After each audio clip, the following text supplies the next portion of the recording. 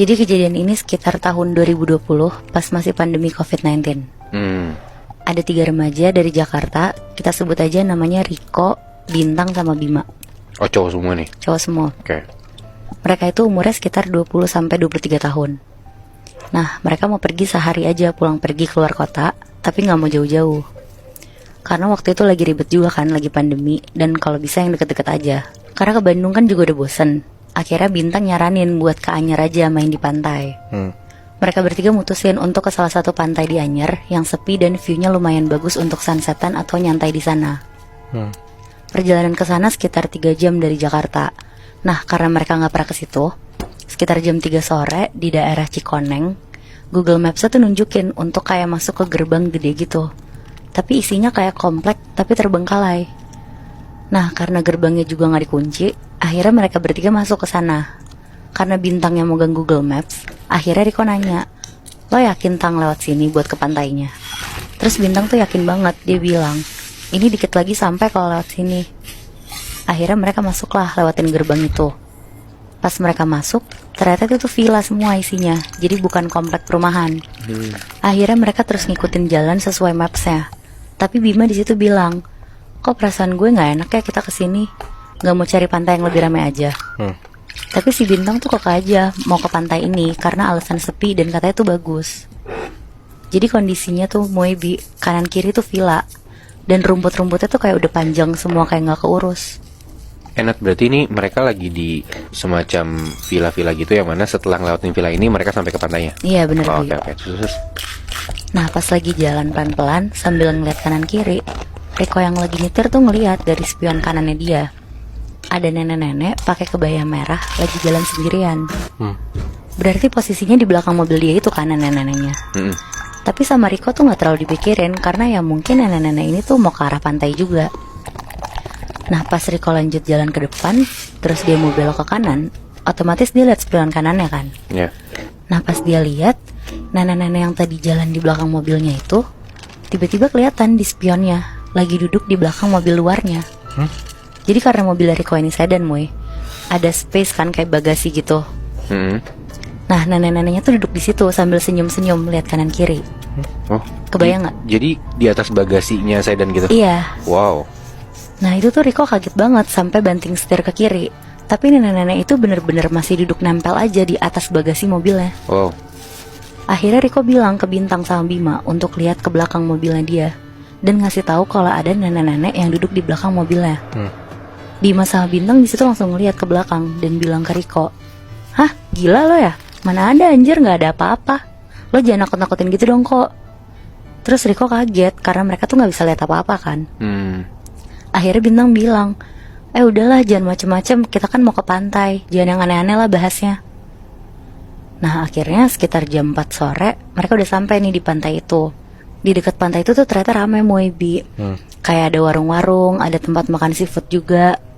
Tapi karena mereka datang pas lagi pandemi dan hari kerja, jadi kebetulan pengunjung tuh cuma mereka aja. Jadi penghuni di sana banyak tapi nggak ada pengunjung. Iya benar. Oke. Terus. Akhirnya mereka cari spot lah di bawah pohon gede rindang biar adem. Si Riko buat tikar, terus mereka pakai itu buat tidur-tiduran. Nah, Bintang sama Bima nggak lama main air di pantainya. Riko tuh juga pengen ikut, tapi sorean lagi katanya, soalnya dia mau tidur-tiduran dulu, capek nyetir katanya. Pas dia lagi merem, kayak ada yang netes-netes gitu dari atas pohon kena bajunya Riko. Riko kaget, langsung kebangun, kirain hujan kan. Pas dia melek, di atas pohon gede itu ada nenek-nenek yang tadi numpang di mobil Riko. Lagi mangap, terus liurnya tuh netes ke bawah, ke bajunya Riko. Riko loncat, terus langsung lari ke Bima sama Bintang dan langsung bilang, "Sumpah, di atas pohon ada nenek-nenek, sumpah."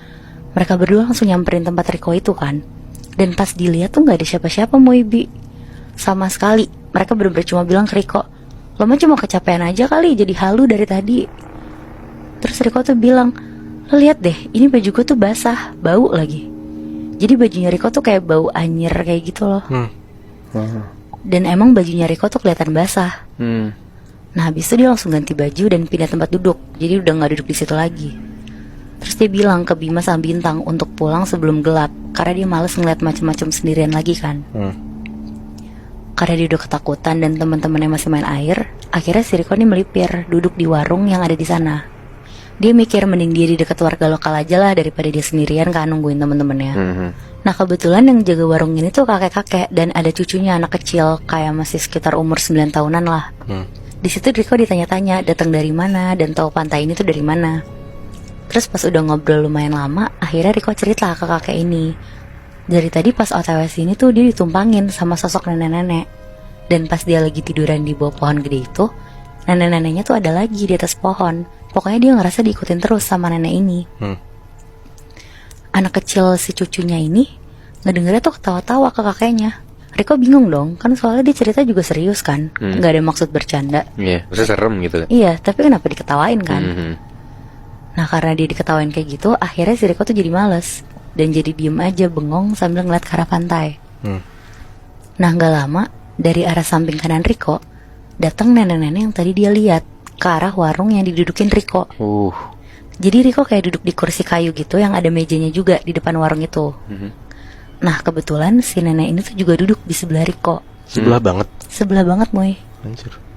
Tapi Riko tuh pura-pura gak lihat ke arah nenek itu dan ngelihat ke pantai aja sambil deg-degan. Riko tuh berusaha ngelihat pakai ekor matanya Riko loh Moy Bi ke arah nenek ini. Nah pas kelihatan si kakek warung ini tuh ngasih segelas kopi hitam. Kopinya tuh pekat banget ke si nenek ini. Riko tuh kaget kalau si kakek ini tuh ternyata bisa ngelihat kan nenek-nenek ini. Akhirnya Riko nengok ke arah mereka. Pas Riko nengok kanan, nenek, kakek, sama anak kecil itu tuh ngeliatin Riko sambil senyum nyinyir gitu loh. Serem banget. Tapi tuh diem aja, nggak gerak sama sekali. Anjir. Di situ Riko lari kenceng banget sampai jatuh-jatuh ke pasir dan nyamperin orang yang ada di tempat makan seafood. Nafasnya dia tuh bener-bener terengah-engah banget sambil nanya ke mas-masnya itu. Mas, itu warung apa sih? Siapa sih yang punya? Kata mas-masnya, warung depan ya?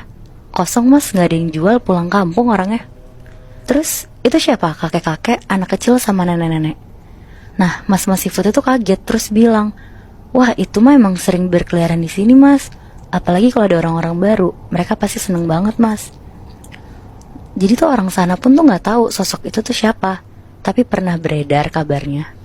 Katanya tuh ada kasus orang yang sengaja ditenggelamin pakai rantai yang ada pemberat batunya, Moy. Dan mungkin ada hubungannya sama sosok-sosok yang dilihat sama Riko itu. Karena Moy, sampai sekarang gue juga gak nemu nih berita siapa orang yang ditemuin di kasus itu. Apa jangan-jangan yang ditenggelamin itu nenek-nenek kakek sama cucunya? Nah gue juga gak tahu sih Moy. Tapi 3 sosok itu tuh muncul setelah ada kasus itu. Oh. Makanya mungkin ada hubungannya gitu ya. Nah bisa jadi.